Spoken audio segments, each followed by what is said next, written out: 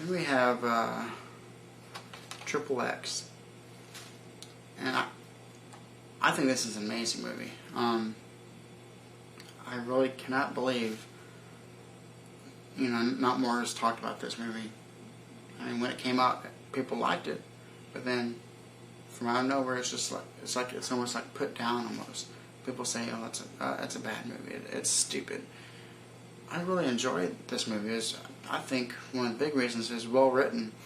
You have this character who's a fanatic about skateboarding or snowboarding or anything wild stunts, extreme sports. But I liked how this movie incorporated his skills into the action scenes. Even as ridiculous as the avalanche scene was, it incorporated his ability to snowboard in that scene. The scene where he's chasing down the gas chamber craft on the river. He uses his abilities as extreme sports into tracking that down and getting on it. Just everything he does is, he's smart about it, and he uses the extreme sports side of doing the action scenes. Again, I mean, I really do not know why this one is overlooked. I just think it's, I don't know. It's hard to say, but I mean, as an action movie, I think this is really good. There's some parts that's okay, insane, but that's what makes it fun. And I really wish more people would give this one a higher rating. Then we have the remake of the Texas Chainsaw Massacre. This was a lot better than what I expected. It wasn't a direct remake of the Texas Chainsaw Massacre. It was a new take on it. A different thought process went into this one. And again, everything about this movie I thought was top notch. The directing, the cinematography, the music. There were really no cheap scares. The acting was good.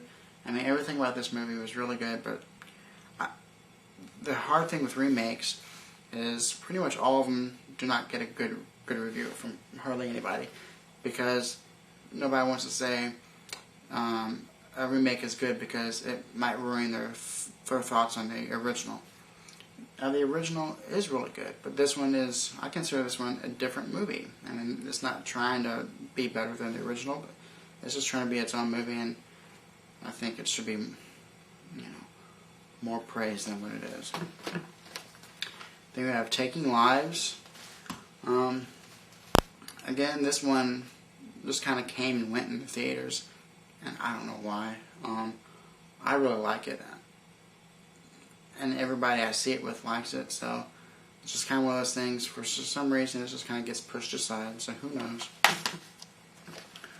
Then my favorite movie of all time gets overlooked in so many ways. People either like it, or if they say bad things about it, it's stupid bad things, and it's The Saint. And when they talk about how bad it is, they always say, "Oh, it's Val Kilmer's acting," which I don't get. He does an amazing job. Or they say it's Elizabeth Shue's acting. She did weird. I don't think so at all. I think that they both were wonderful. I mean, beyond those two things, not too many people say other things bad about it. I mean, they don't say, "Oh, the action was bad," or they don't say, "Oh, the storyline was stupid." No. It's always about the acting or the chemistry, and that's all I ever hear is those things. Or a big one is, "Well, the Saint in this is not like the Saint in the TV shows or the books." That's the whole point. He does not become the Saint until the very end. This entire movie is before he becomes a saint, so he's not going to be like he is in the older TV shows or the older books.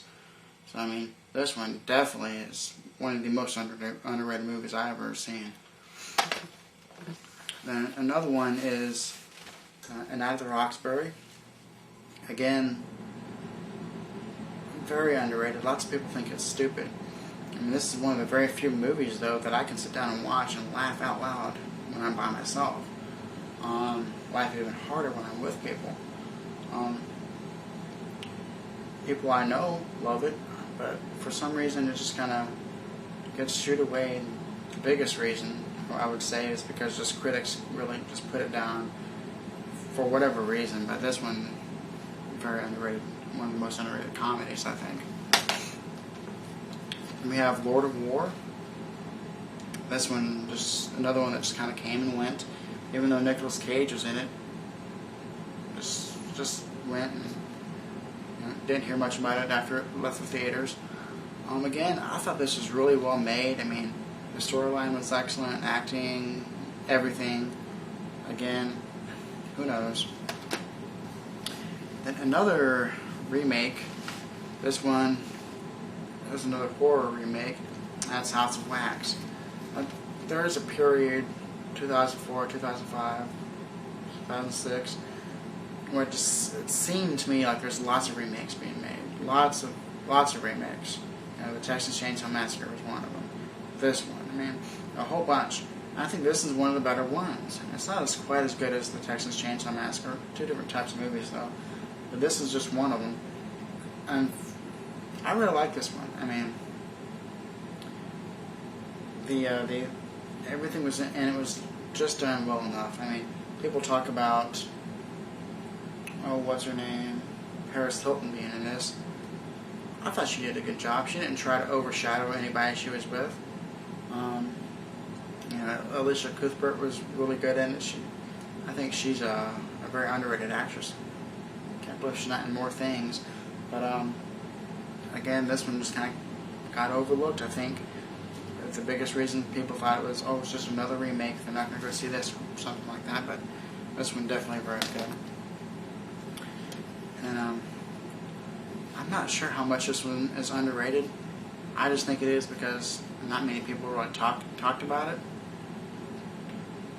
That was Constantine.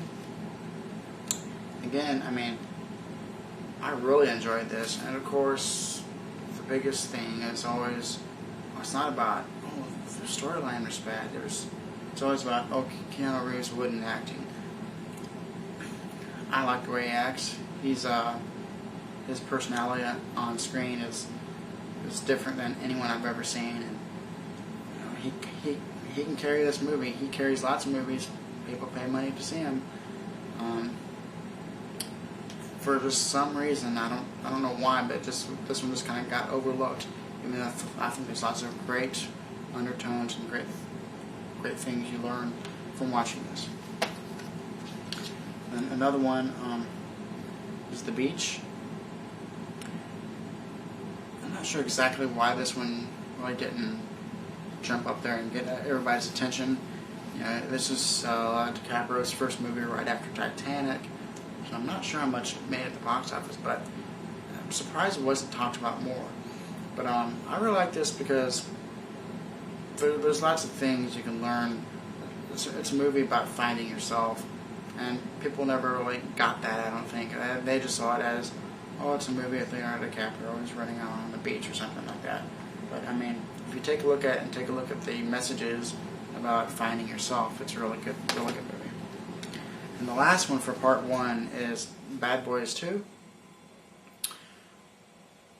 I think for some reason people thought there was too much action in this, or it's too long of a movie. I don't know. I really liked it. I mean, movies can be too long, action can be too much if it's not done right. I think the action in this was really done really good. It wasn't, up close too much. I mean, you could tell what was going on. It was well staged and well thought out, and not only that, I thought it was a good movie. There's lots of funny scenes. The storyline was good. The whole look to the movie was good. So, again, this is just one of those movies that just kind of got overlooked for whatever reason, but that's just too bad. So that's it.